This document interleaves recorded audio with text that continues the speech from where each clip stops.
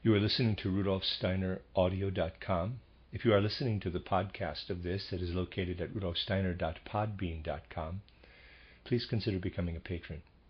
As well, there are two publishing houses, steinerbooks.org in America and rudolfsteinerpress.com in England, who are the sole publishers of Steiner into English and have given me permission to do these recordings. Please consider patronizing them as well. This is a reading of a cycle of lectures by Rudolf Steiner entitled Old and New Methods of Initiation. These 14 lectures were given in Dornach, Mannheim, and Breslau from the 1st of January to the 19th of March, 1922, probably better regarded as a collection then. Translated by Joanna Collis, and in the collected works, it is volume 210. Lecture 1, given in Dornach on the 1st of January, 1922.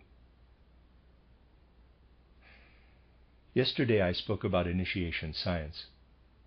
Today I shall describe some aspects of what, nowadays, gives expression to initiation science.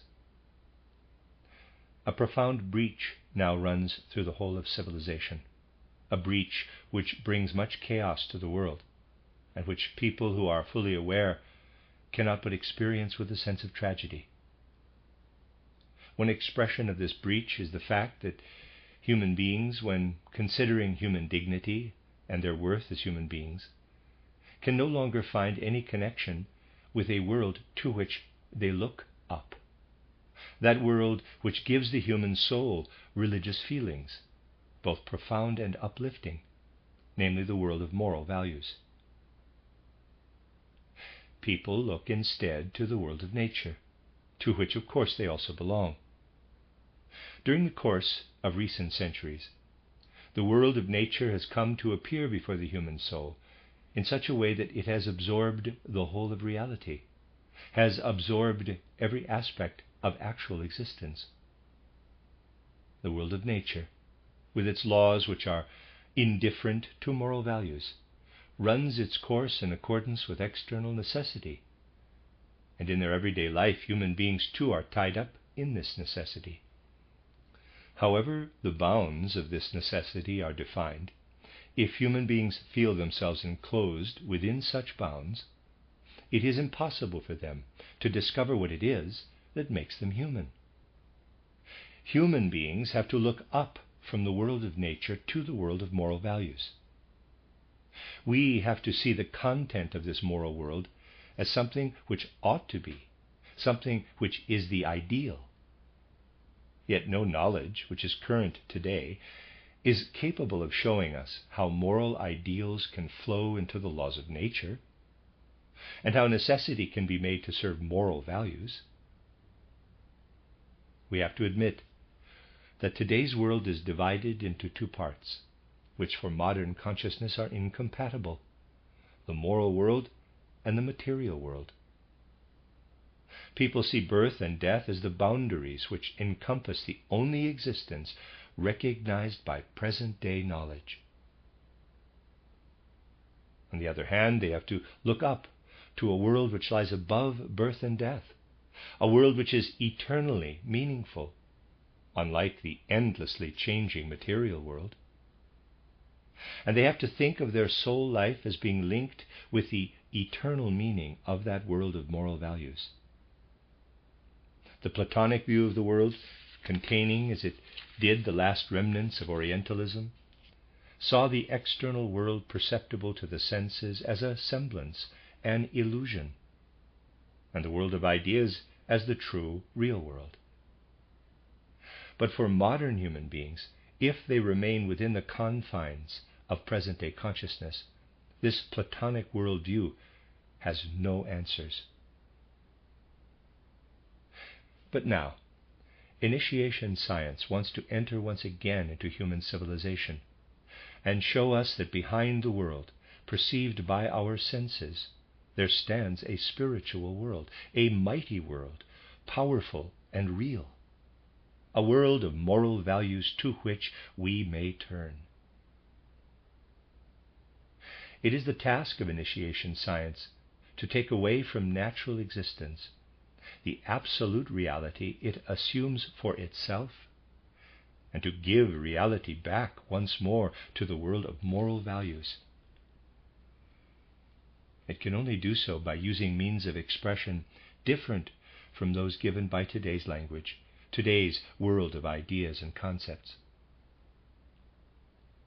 The language of initiation science still seems strange, even illusory, to people today, because they have no inkling that real forces stand behind the expressions used, nor that whatever kind of speech is used, whether ordinary everyday speech or speech formation, language cannot give full and adequate expression to what is seen and perceived. What, after all, do the words, in quotes, human being signify, when only the speech sounds are considered, compared with the abundant richness of spirit, soul, and body of an actual human being standing before us? In just such a way, in initiation science, a spiritual world behind the world of the senses, living in the world of moral values, storms and flows, working in manifold ways. This initiation science has to select all manner of ways of expressing what, despite everything, will be far richer in its manifestation than any possible means of expression. Today I should like to speak about certain expressions of this kind with regard to man's immediate existence, expressions which have been discussed here in one connection or another over the last few days, and which are well known to those of you who have concerned yourselves over a period of time with anthroposophical spiritual science. It is both right and wrong to say that the true being of man is beyond understanding. It is right in a certain sense, but not in the sense frequently meant nowadays. Yet the true being of man is indeed revealed to initiation science in a way that defies direct definitions, descriptions, or explanations. To make use of a comparison, I might say that defining the being of man is like trying to draw a picture of the fulcrum of a beam. It cannot be drawn. You can draw the left hand and the right hand portions of the beam, but not the fulcrum upon which it turns. The fulcrum is the point at which the right hand and the left hand portions of the beam begin. In a similar way, the profoundest element of the human being cannot be encompassed by adequate concepts and ideas, but it can be grasped by endeavoring to look at deviations from the true human being. The being of man represents the state of balance, poised between deviations that constantly want to go off in opposite directions. Human beings throughout their life are permanently beset by two dangers: deviation in one of two directions, the luciferic or the ahrimanic. In ordinary life, our state of balance is maintained because only a part of our total, our full being, is harnessed to our bodily form, and because it is not we who hold this bodily form in a state of balance within the world as a whole, but spiritual beings who stand behind us. Thus, in ordinary consciousness, we are on the whole unaware of the two dangers which can cause us to deviate from our state of balance toward one side or the other, toward the luciferic or the ahrimanic side. This is what is characteristic of initiation science. When we begin to comprehend the world in its true nature, we feel as though we were standing on a high rock, with one abyss on our right and another on our left. The abyss is ever present, but in ordinary life we do not see this abyss, or rather these two abysses. To learn to know ourselves fully, we have to perceive these abysses, or at least we have to learn about them. We are drawn in one direction toward Lucifer and in the other toward Ahriman. And the ahrimanic and the luciferic aspects can be characterized in relation to the body, the soul, and the spirit. Let us start from the point of view of man's physical being. This physical being, which the senses perceive as a unit, is in fact only seemingly so. Actually, we are forever in tension between the forces which make us young and those which make us old, between the forces of birth and the forces of death. Not for a single moment throughout our life is only one of these forces present. Always both are there. When we are small, perhaps tiny children, the youthful luciferic forces predominate. But even then, deep down, are the aging forces, the forces which eventually lead to the sclerosis of our body and in the end to death. It is necessary for both kinds of force to exist in the human body. Through the luciferic forces, there is always a possibility of inclining toward, let us say, the phosphoric side, toward warmth. In the extreme situation of an illness, this manifests in a fever, such as a pleuritic condition, a state of inflammation. This inclination toward fever and inflammation is ever present, and is only held in check or in balance by those other forces which want to lead towards solidified, sclerotic, mineral states. The nature of the human being arises from the state of balance between these two polar opposite forces. Valid sciences of human physiology and biology will only be possible when the whole human body and each of its separate organs, such as heart, lungs, liver, are seen to encompass polar opposites, which incline them on the one hand toward dissolution into warmth, and on the other toward consolidation into the mineral state. The way the organs function will only be properly understood once the whole human being, as well as each separate organ, are seen in this light.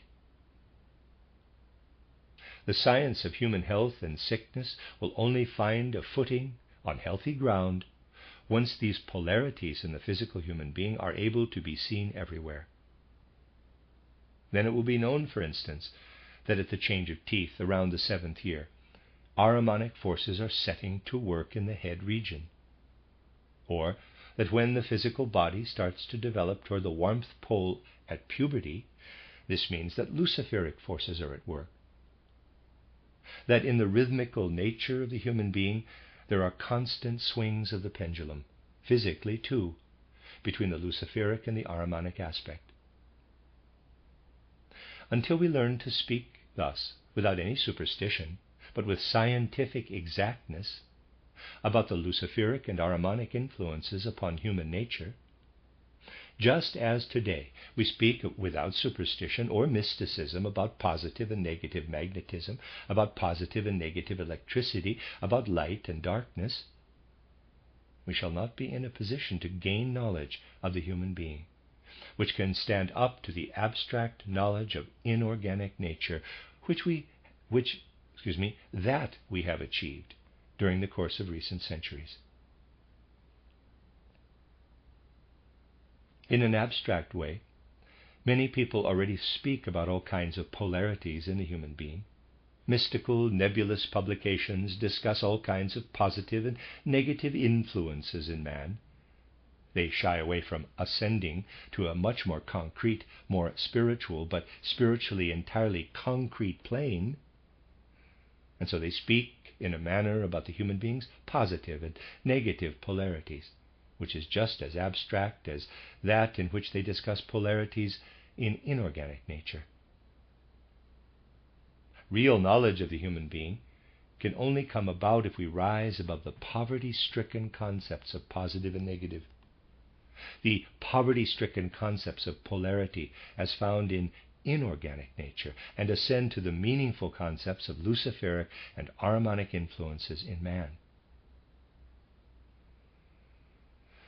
Turning now to the soul element, in a higher sense the second element of man's being, we find the Ahrimanic influence at work in everything that drives the soul toward purely intellectual, rigid laws. Our natural science today is almost totally Ahrimanic.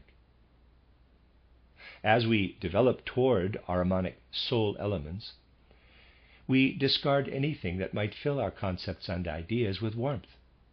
We submit only to whatever makes concepts and ideas ice cold and dry as dust. So we feel especially satisfied in today's scientific thinking when we are aramonic, when we handle dry, cold concepts, when we can make every explanation of the world conform to the pattern we have established for inorganic, lifeless nature.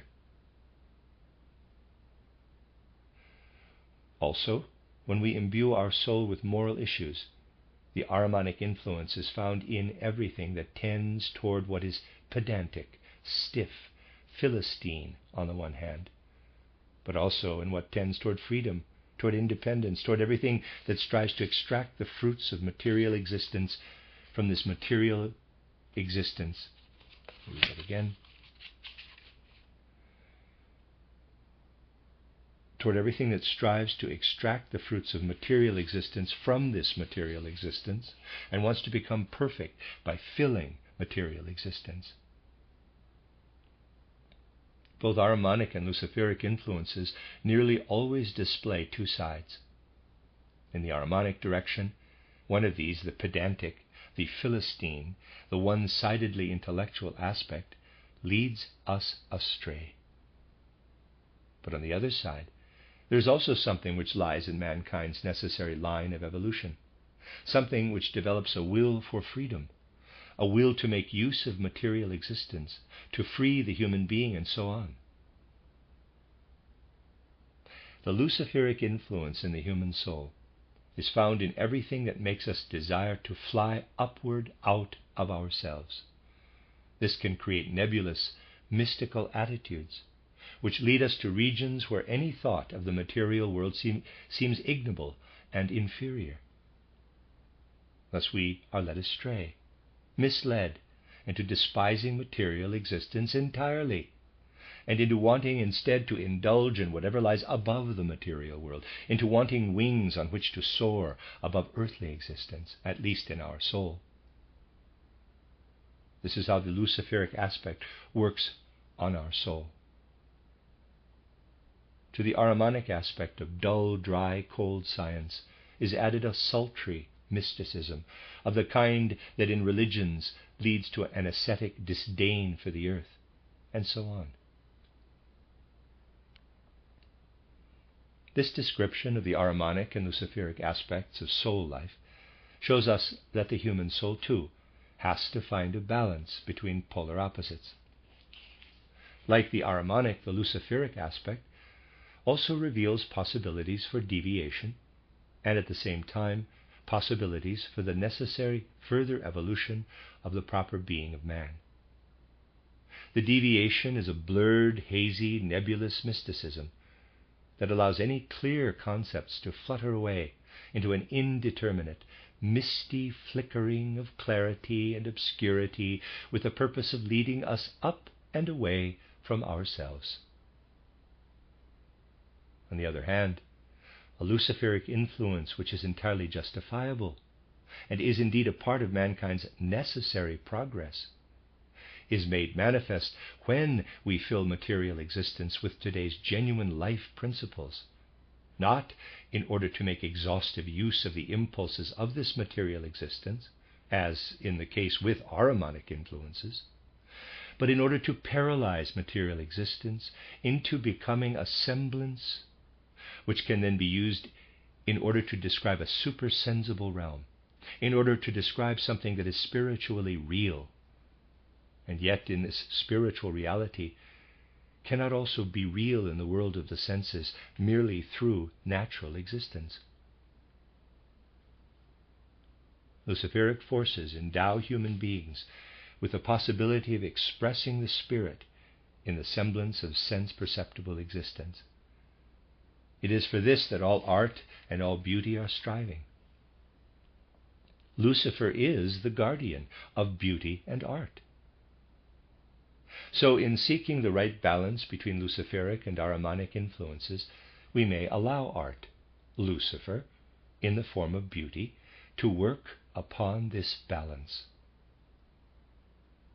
There is no question of saying that human beings must guard against aramonic and luciferic influences.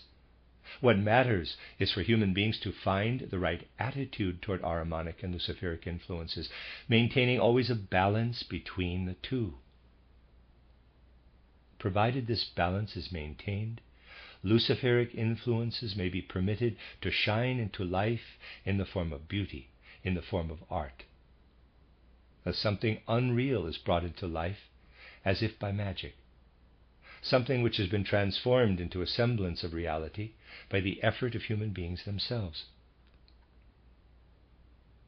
It is the endeavor of Luciferic forces to bring into present-day life something that has long been overtaken by world existence, something that the laws of existence cannot allow to be real in present-day life.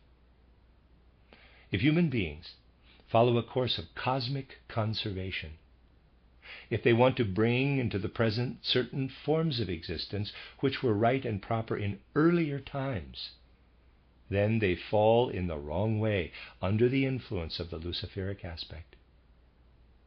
If, for instance, they bring in a view of the world that lives only in vague pictures such as were justifiable in ancient cosmic ages, if they allow everything living in their soul to become blurred and mingled, they are giving themselves up in the wrong way to Luciferic existence. But if they give to external existence a form which expresses something it could not express by its own laws alone, marble can only express the laws of the mineral world.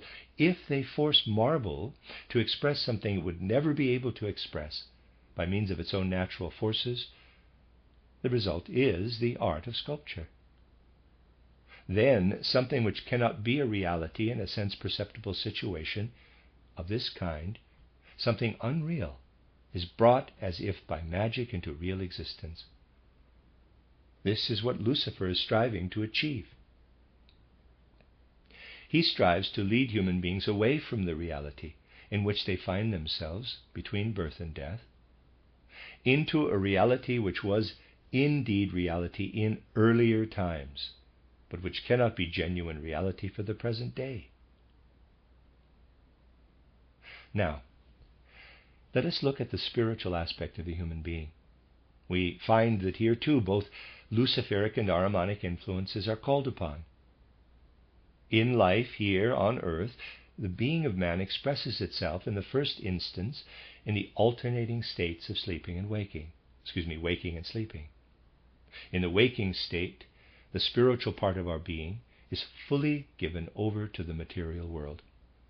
The following must be said in this connection. In sleep, from the moment of going to sleep to the moment of waking up, we find ourselves in a spirit-soul existence. On going to sleep, we depart with our spirit-soul existence from our physical and etheric bodies. And on waking up, we enter with our spirit and soul once again into our physical and etheric bodies. In sleep, you could say, we bear our state of soul-spirit within us. But on waking up, we keep back our soul state almost entirely in the form of our soul life. Only with our spirit do we plunge fully into our body. So in the waking state, in the present phase of human evolution, we become, with our spirit, entirely body. We plunge into our body, at least to a very high degree. From the existence of our sleeping state, we fall into that of our waking state. We are carried over from one state to the other. This is brought about by forces which we have to count among the Ahrimanic forces. Looking at the spiritual aspect of the human being, that is, at the alternation between waking and sleeping, which is what reveals our spiritual aspect in physical earthly existence, we find that in waking up, the Ahrimanic element is most at work, while falling asleep is brought about chiefly by the Luciferic element. From being entirely enveloped in our physical body, we are carried across into the free soul-spirit state. We are carried over into a state in which we no longer think in Ahrimanic concepts, but solely in pictures which dissolve sharp Ahrimanic conceptual contours, allowing everything to interweave and become blurred. We are placed in a state in which to interweave in pictures is normal. In brief, we can say, the Ahrimanic element carries us quite properly from the sleeping to the waking state, and the Luciferic element carries us equally properly from the waking state into the sleeping state. Deviations occur when too little of the Luciferic impulse is carried over into the waking state, making the Ahrimanic impulse stronger than it should be in the waking state. If this happens, the Ahrimanic impulse presses the human being down too strongly into his physical body, preventing him from remaining in the realm of the soul's sentiments of good and evil, the realm of moral impulses. He is pushed down into the realm of emotions and passions.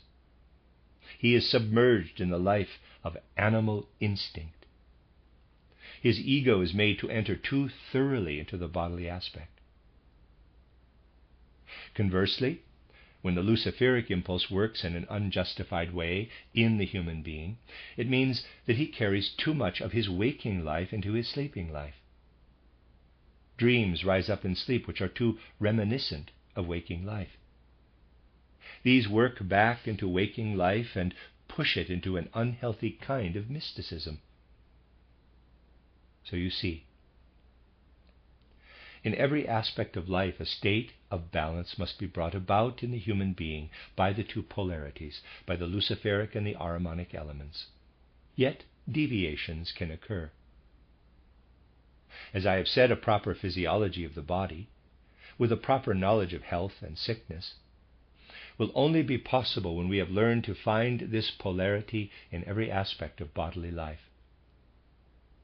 Similarly, a valid psychology will only be possible when we are in a position to discover this polarity in the soul.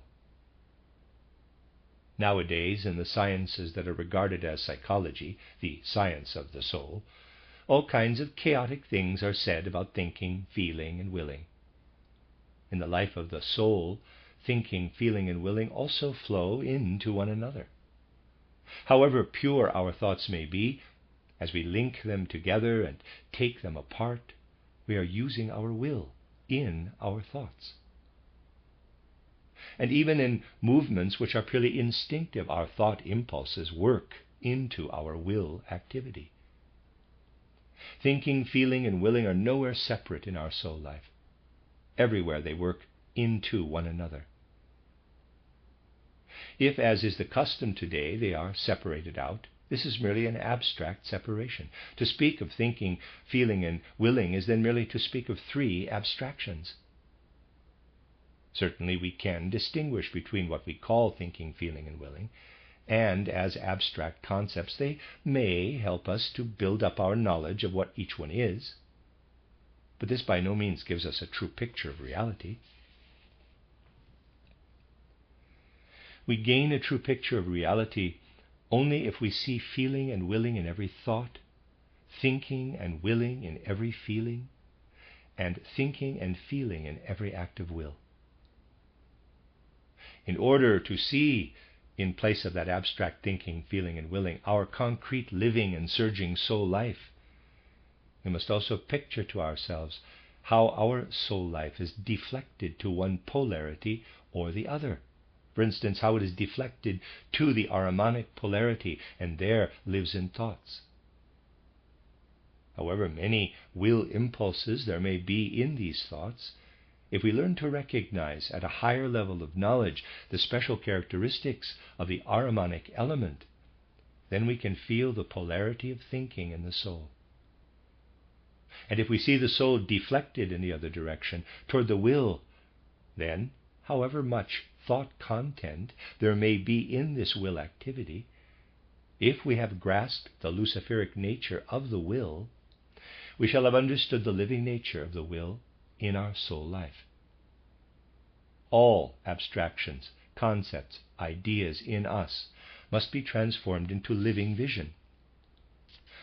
This we will not achieve unless we resolve to ascend to a view of the Luciferic and the Ahrimanic elements. As regards the life of mankind through history, too, the pictures we form are only real if we are capable of perceiving the working and surging of the Luciferic and Ahrimanic elements in the different periods of history. Let us look, for instance, at the period of history which starts with Augustine and reaches to the end of the Middle Ages and the beginning of modern times, the 15th century. Let us look at this period and see how, in external life, people preferred to allow impulses to work which came from their deepest inner being, out of their emotional life. Let us see how people during this period wanted to shape even the external life of society and the state in accordance with what they believed they could discern of the divine impulses within themselves. We feel quite clearly that the Luciferic impulse was at work in this period of history. Now, go to more recent times and see how people turn and look outward toward the mechanical and physical aspects of the world, which can only be adequately comprehended in the right way by thinking and by contact with the external world. It is obvious that the Ahrimanic element is at work in this period. Yet this must not tempt us to declare the period from Augustine to Galileo to be Luciferic, and the period from Galileo to the present time to be Ahrimanic. This would in turn be an Ahrimanic judgment, an intellectualistic interpretation. If we want to make the transition from an intellectualistic to a living interpretation, to a recognition of life as an experience in which we share, of which we are a part, then we shall have to express ourselves differently. We shall have to say, during the period from Augustine to Galileo, human beings had to resist the Luciferic element in their striving for balance. And, in more recent times, human beings have to resist the Ahrimanic element in their striving for balance. We must understand ever more clearly that in our civilization, as it progresses, it is not a matter of whether we say one thing or another. What matters is being able to decide in a given situation whether one thing or another can be said. However true it may be to say in an abstract way that the Middle Ages were Luciferic and more recent times Ahrimanic, what matters is that this abstract truth bears no real impulse. The real impulse comes into play when we say in the Middle Ages human beings maintained their uprightness by combating the Luciferic element. In modern times they maintain their uprightness by combating the Ahrimanic element. In an external abstract sense, something that is in reality no more than an empty phrase can be perfectly true. But as regards the particular situation of human existence in question, a thing that is real in our life of ideas can only be something that is actually inwardly present. What people today must avoid more than anything else is to fall into empty phrases. Again and again we come across situations in which people who believe themselves to be standing in anthroposophical life say, so-and-so said something which was in perfect agreement with anthroposophy. We are not concerned with an outward agreement in words alone. What matters is the spirit, the living reality within which something stands. If we concern ourselves solely with the external, logical content of what people say today, we do not avoid the danger of the empty phrase. In one circle or another recently, I have a number of times given a striking example of how strangely certain statements, which are perfectly correct in themselves, appear when illuminated by a sense for reality. In 1884, in the German Reichstag, Bismarck made a remarkable statement when he felt threatened by the approach of social democracy. He wanted to dissuade the majority of the working population from following their radical social democratic leaders, and this is what spurred him to say, every individual has the right to work. Grant to every individual the right to work. Let the state find work for everybody. Provide everybody with what they need in order to live. Thus spoke the German Chancellor. When they are old and can no longer work, or when they are ill, and you will see that the broad masses of the workers will turn tail on the promises of their leaders. This is what Prince Bismarck said to the German Reichstag in 1884. Curiously enough, if you go back almost 100 years, you find that another political figure said the same, almost verbatim. It is our human duty, to grant every individual the right to work, to let the state find work for all, so long as they can work, and for the state to care for them when they are ill and can no longer work. In 1793, Robespierre wanted to incorporate this sentence in the democratic constitution. Is it not remarkable that in 1793 the revolutionary Robespierre and in 1884 Prince Bismarck, who certainly had no wish to be another Robespierre, said exactly the same thing? Two people can say exactly the same thing, yet it is not the same. Curiously, too, Bismarck referred in 1884 to the fact that every worker in the state of Prussia was guaranteed the right to work, since this was laid down in the Prussian Constitution of 1794. So Bismarck not only says the same, but he says that what Robespierre demanded was laid down in the Prussian Constitution. The real situation, however, was as follows. Bismarck only spoke those words because he felt the approach of a threat which arose from the very fact that what stood word for word in the Prussian Constitution was actually not the case at all. I quote this example not because it is political, but because it is a striking demonstration of how two people can say the same thing, word for word, even though the reality in each case is the opposite. Thus I want to make you aware that it is time for us to enter upon an age when what matters, rather than the actual words, is our experience of reality. If we fail in this, then in the realm of spiritual life we shall fall into empty phrases which play such a major role in the spiritual life of today. And this transition from mere correctness of content to truth livingly experienced is to be brought about through the entry of initiation science into human civilization, initiation science which progresses from mere logical content to the experience of the spiritual world. Those who view correctly the external symptoms of historical development in the present and on into the near future will succeed out of these symptoms in achieving a feeling, a sense for the justified and necessary entry of initiation science into world civilization. This is what I wanted to place before your souls today by way of a New Year's contemplation. The end of Lecture 1.